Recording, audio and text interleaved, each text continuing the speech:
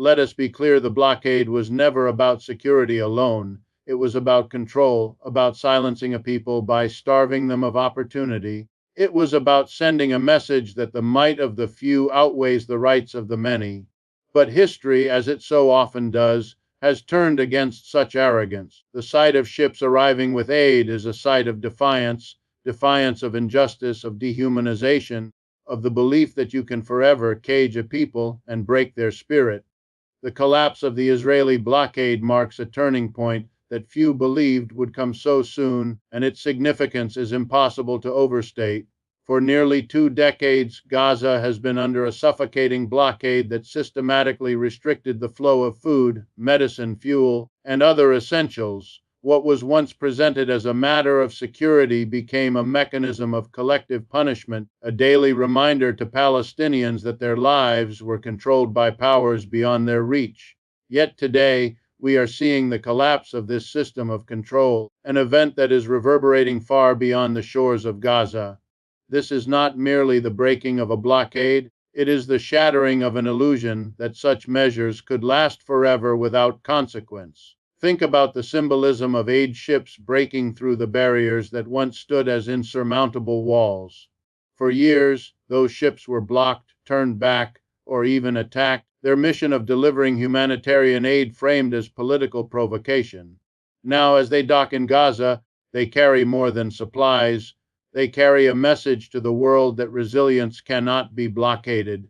The blockade itself was designed to drain the will of the people, to reduce them to dependence, to render them voiceless. Instead, its collapse has given them the loudest voice possible, one amplified by global attention and solidarity. The image of ships unloading cargo is not just about logistics, it is about history being rewritten in real time. What makes this moment so electrifying is not only the relief it brings to millions of Palestinians, but also the fact that it exposes the limits of power.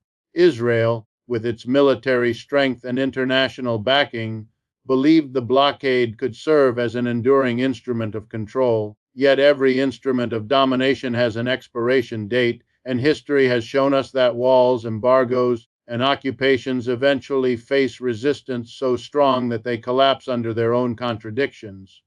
The blockade's end is not simply a concession, it is the outcome of sustained defiance, both from within Gaza and from those around the world who refuse to accept the normalization of collective suffering. The first images of aid ships entering Gaza's waters carry the weight of decades of struggle.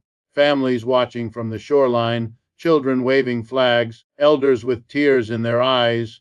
All of this transforms humanitarian aid into a political statement. It says we are still here, we have not been erased, and we are ready to live with dignity once more. This is why the collapse of the blockade is not just about supplies reaching the hungry, it is about affirming the humanity of a people long treated as disposable in geopolitical games. In every sack of flour, every box of medicine, there is a symbolic restoration of rights long denied. But perhaps the most powerful hook of this moment lies in the ripple effect it creates across the region and the world. When people see that blockades can collapse, that injustice can be challenged, it inspires movements elsewhere to push harder, to believe that no structure of oppression is permanent. The arrival of aid ships resonates as much in the capitals of the world as it does in the streets of Gaza. Leaders who justified silence now face harder questions. Activists who campaigned for years now feel the energy of vindication. Ordinary citizens who once felt powerless now see that collective action, persistence, and solidarity can force change even against the strongest opposition. The collapse of the Israeli blockade, then, is far more than a tactical event. It is a historical rupture, one that announces to the world that the balance is shifting. And it leaves us with a simple but profound realization: you cannot blockade hope, you cannot embargo dignity, and you cannot forever silence the demand for freedom. The eruption of celebration in Gaza following the collapse of the blockade is not just a moment of happiness, it is a profound political act, a collective expression of resilience that reverberates across the world.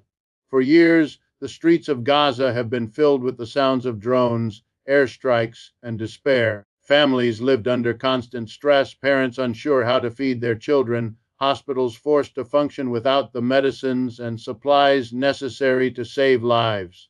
And yet, as the aid ships finally docked, those same streets transformed into arenas of joy, filled with music, dancing, flags, and the unmistakable sound of a people declaring that they are alive, unbroken, and ready to claim their humanity once more. That joy, so long suppressed, burst forth like water breaking through a dam, unstoppable and contagious. The images of men, women, and children pouring into the streets to welcome the ships are unforgettable. Children waved flags as if they were holding the future in their hands, while parents smiled with the relief of knowing that, for the first time in years, food and medicine were not just distant dreams but tangible realities arriving at their shores. Elders, many of whom have endured decades of conflict, stood with tears in their eyes, their expressions capturing both the pain of the past and the hope for tomorrow. These celebrations are not just spontaneous gatherings, they are living testimony that the blockade, meant to crush the spirit of Gaza, has failed in its most fundamental goal. Instead of breaking the people, it sharpened their determination to survive, and now their celebrations become a form of defiance more powerful than words. In politics, we often underestimate the significance of joy, yet here joy becomes a weapon. The sheer act of Palestinians celebrating publicly sends a message louder than any protest: you have not erased us. It demonstrates to the world that the spirit of Gaza remains indomitable, that even after years of bombardment and isolation, they can still fill their streets with life and song. This joy is not shallow or fleeting, it is rooted in suffering and in the knowledge that every smile is an act of resistance. It challenges the narrative that despair has the final word. Instead, celebration itself becomes a declaration of victory, however small, in the long struggle for dignity. The power of these celebrations also lies in the images they project beyond Gaza. Across the Middle East and in capitals around the world, people are watching. They see Palestinians not only as victims of endless conflict, but as human beings capable of joy, resilience, and collective pride. That shift in perception matters deeply. It builds solidarity, reminding the global public that Palestinians are not faceless casualties but vibrant communities yearning for the same basic freedoms everyone else enjoys. When the world sees them celebrate, it humanizes their struggle in a way no statistic or policy debate could achieve.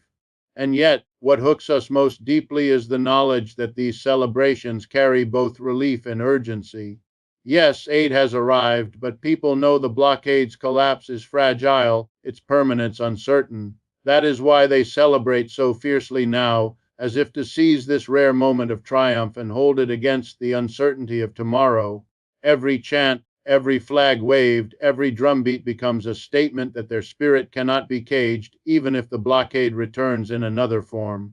In that sense, the celebrations of Gaza are more than a reaction to aid ships, they are a prophecy. They foreshadow a future where Palestinians will not just rejoice at temporary relief, but at true freedom, a freedom that cannot be delayed or denied forever. And in their joy, we find the clearest reminder that even in the darkest conditions, the human desire for dignity and life burns brighter than any blockade ever could. The arrival of aid ships to Gaza is more than a logistical triumph. It is a living symbol of international solidarity, the kind of solidarity that governments often hesitate to embrace, but that ordinary people and grassroots movements insist on building. For years, efforts to break the blockade were met with resistance, condemnation, and even violence. Ships attempting to bring medicine or food were stopped, activists were imprisoned or killed, and the international community was told that such missions were reckless or illegitimate. Yet persistence has prevailed. The sight of aid ships reaching Gaza's shores demonstrates that even in a divided world, there are forces strong enough to pierce the walls of isolation. That solidarity now stands as a beacon not only for Palestinians, but for oppressed peoples everywhere.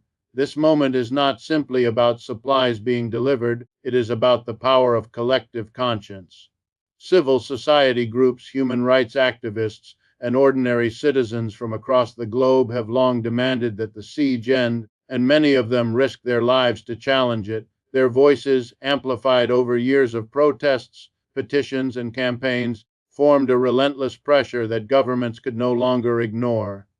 When these ships docked, they carried not just aid, but also the weight of countless acts of resistance around the world, acts that converged into a powerful, undeniable message. Injustice cannot be normalized forever. That convergence of global will is what makes the arrival of these ships so politically profound. International solidarity has always been a double-edged sword for those who enforce blockades. On one hand, they attempt to isolate a population, hoping to suffocate its will. On the other hand, that very act of isolation draws attention, mobilizing networks of empathy and activism that transcend borders.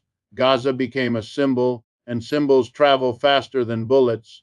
The image of children starving behind blockades could not be contained, and slowly, steadily, the blockade's moral foundation eroded under the weight of international outrage.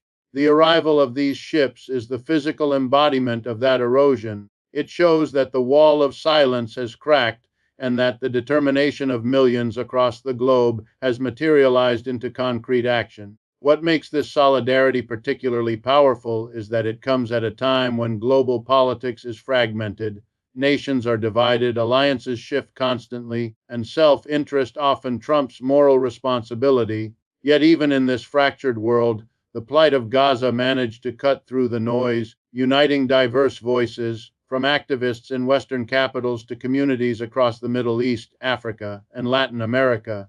The aid ships are a reminder that people, even when divided by borders, languages, or faiths, can still rally around the most basic principles of humanity: that no child should starve, no hospital should lack medicine, no people should live in cages. That universality is the hook that draws us in.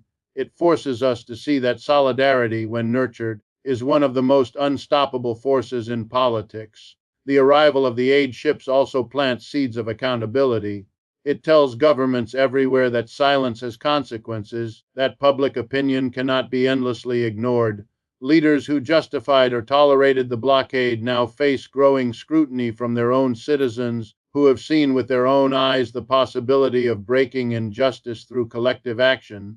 The symbolism is undeniable. If activists, ordinary people, and a coalition of global voices can break a blockade, then excuses for inaction lose their power. The aid ships, in this sense, are not just lifelines for Gaza, but warnings to policymakers worldwide that solidarity has teeth, and when it grows strong enough, it can tear down walls once thought permanent. So as we watch Palestinians rejoice, we must also recognize that their joy is intertwined with a global movement that refused to give up. Every cheer in Gaza's streets echoes in the hearts of those who fought for years to make this moment possible. And every ship that lands is a reminder that solidarity is not abstract, it is real, tangible, and capable of reshaping political realities. The blockade may have been built with weapons and walls, but it was solidarity that cracked it open, and it is solidarity that will keep pushing until justice is no longer a dream deferred, but a reality delivered. The collapse of the blockade and the arrival of aid ships represent far more than a humanitarian success. They mark a profound political and moral turning point that forces the world to confront uncomfortable truths. For years, the blockade was justified under the language of security, cloaked in the rhetoric of necessity, and defended by some of the most powerful states and institutions in the world. Yet the reality beneath the rhetoric was always clear. An entire population was subjected to collective punishment, denied access to basic human needs, and stripped of dignity. When those ships sailed into Gaza, they did more than deliver supplies. They shattered the illusion that the blockade was unshakable, and they exposed the fragility of the arguments that sustained it. This moment does not simply alleviate suffering, it disrupts the narrative that suffering was inevitable. Political turning points are often recognized only in hindsight, but there are moments when their weight is felt instantly. This is one of those moments. The arrival of aid ships is not just an isolated victory, it is a signal that the balance of global opinion is shifting. Even governments that once stood silent or complicit will now find it harder to defend policies that starve and isolate millions. The moral ground has shifted, and the blockade, once tolerated as a tragic necessity, now looks increasingly indefensible in the face of joyous images of children receiving food and medicine. That contrast between the cruelty of restriction and the relief of freedom hits harder than any political speech ever could. It forces people to ask if aid can arrive today. Why was it denied for so long? The moral turning point is equally powerful. For too long, Palestinians were spoken about in the language of statistics, numbers of dead, percentages of poverty, rates of malnutrition. The blockade reduced them to figures on a report, stripped of humanity. But the celebrations that followed the arrival of aid ships cut through that reduction.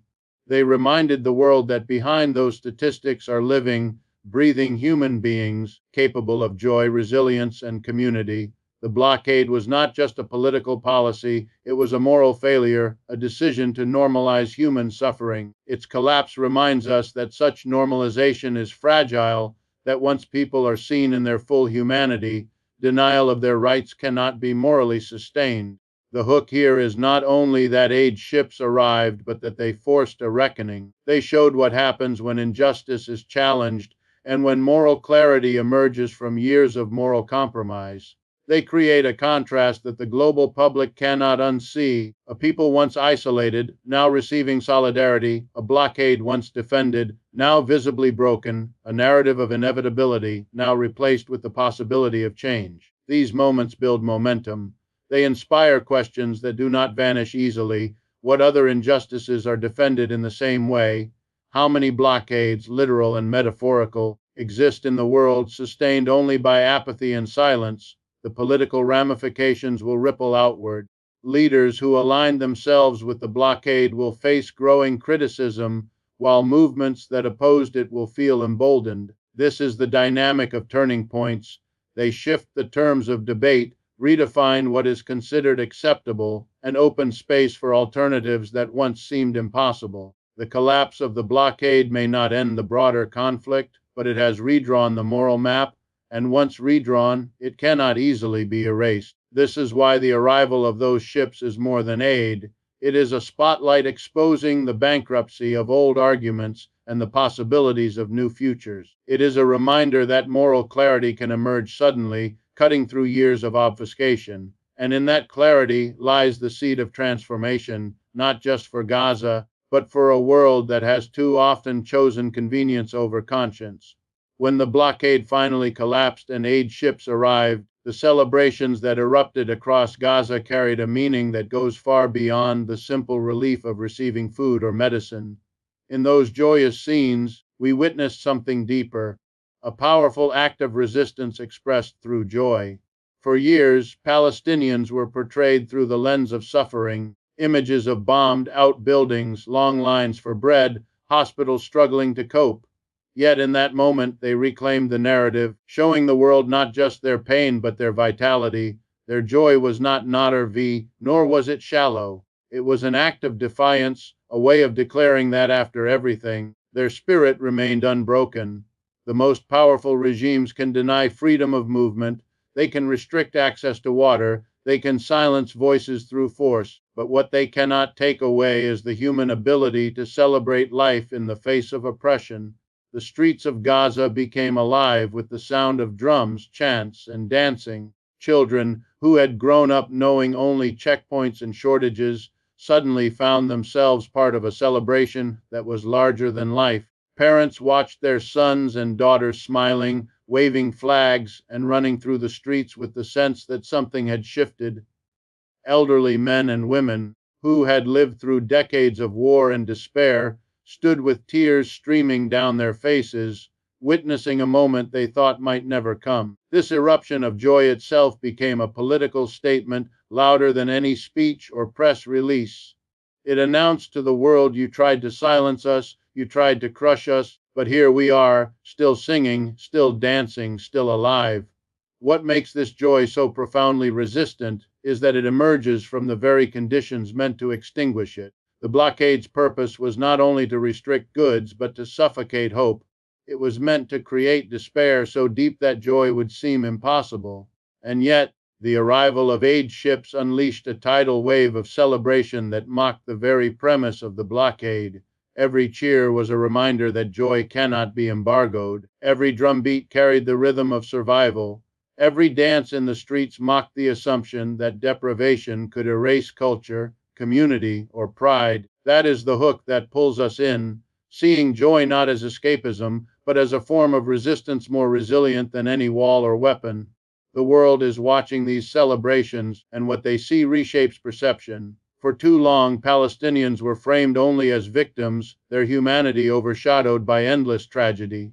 Now, the images of celebration restore their agency. They show that Palestinians are not merely passive recipients of aid, but active participants in their own story, finding ways to turn even small victories into moments of collective empowerment. This shift in perception matters because it counters narratives that reduce them to statistics and instead presents them as a people who insist on joy despite everything. But there is also a deeper urgency in these celebrations. The people of Gaza know that aid shipments do not erase decades of occupation or guarantee a future free from suffering. Their joy is both a release and a warning. If we can celebrate like this for one small victory, imagine how we will celebrate when real freedom comes. That anticipation, that readiness to transform temporary relief into permanent liberation, is what gives these celebrations their revolutionary power. In the end, joy becomes more than an emotion, it becomes a declaration of existence, it becomes a refusal to be defined by suffering alone, and it becomes a reminder to the world that no blockade, no matter how powerful, can ever extinguish the human capacity to find hope, to dance, and to dream of freedom. The arrival of aid ships and the collapse of the blockade mark an extraordinary moment, but celebrations alone cannot disguise the deeper reality that this breakthrough, while historic, is only temporary relief unless the root causes of the blockade are confronted. Food, medicine, and fuel will ease immediate suffering, but they cannot erase the structures of occupation, inequality, and double standards in international politics that created the crisis in the first place. That is the sobering truth. Without lasting change, this moment risks becoming a fleeting victory rather than a turning point. What hooks us here is the urgency of the question: will the world treat this as the beginning of transformation, or as an isolated episode quickly forgotten once headlines fade? The blockade itself was never just about borders or trade, it was about control. It was designed to suffocate a people, to make daily survival a struggle so overwhelming that the demand for freedom would be muted by the urgency of finding bread or clean water. The aid ships that broke through gave Palestinians a moment to breathe, but breathing is not the same as living. Lasting change means dismantling the machinery of domination that enforces the conditions of blockade, ensuring that no child grows up dependent on unpredictable convoys of humanitarian supplies. It means moving from relief to rights, from charity to justice. That shift is the real measure of progress, and it is far harder to achieve than sending ships across the sea. The international community now faces a test. For years, it tolerated the blockade, hiding behind claims of security and sovereignty. Now, with the blockade visibly cracked, silence is no longer a neutral position, it is complicity. People across the globe are asking why this collective punishment was allowed to continue for so long, and why it takes extraordinary acts of defiance to deliver what should have been guaranteed rights. If leaders fail to answer those questions, the credibility of international law, human rights rhetoric, and even democratic ideals will continue to erode. This is not only about Gaza, it is about whether the global system itself can hold up under the weight of its contradictions. Lasting change will also require addressing the double standards that have haunted this conflict for decades. Too often, the suffering of Palestinians has been minimized, while the actions of powerful states are shielded from meaningful accountability. That double standard has not only prolonged the conflict, but also emboldened those who enforce blockades and occupations elsewhere in the world. The collapse of the blockade is therefore more than a regional development, it is a mirror held up to global politics. It forces us to ask why some people's rights are treated as negotiable while others are defended as absolute. Breaking that cycle of selective morality is the only way to ensure that what happened today is not reversed tomorrow. The people of Gaza understand this better than anyone. Their celebrations are full of joy, but also filled with the wisdom of experience. They know aid ships do not end decades of occupation, nor do they dismantle systems of inequality. Yet their determination, their refusal to let the blockade define their future, points to what is possible if the momentum of this moment is carried forward. That is the hook the world cannot ignore. If a besieged people can keep demanding justice through years of unimaginable hardship, what excuse do the rest of us have for settling for temporary fixes instead of structural change? The collapse of the blockade may have begun with ships arriving on Gaza's shores, but whether it becomes a true turning point depends on what comes next. If the world finally confronts the roots of this crisis, then this moment will be remembered as the spark of transformation. If it does not, the celebrations will fade and the suffering will return. The choice is stark, and it lies not only with politicians and governments, but with all of us who believe that justice cannot be delayed forever. So tonight, as Palestinians celebrate and aid ships dock at their shores, let us not see this as their victory alone. It is a victory for humanity, for justice, for the belief that suffering is not destiny. And let us carry that belief forward, louder, stronger, more determined than ever. Because the day those ships arrived, they brought more than supplies, they brought a glimpse of the future. A future where the blockade is not only collapsed, but unthinkable. A future where no people live in chains and no child grows up under siege. Thank you.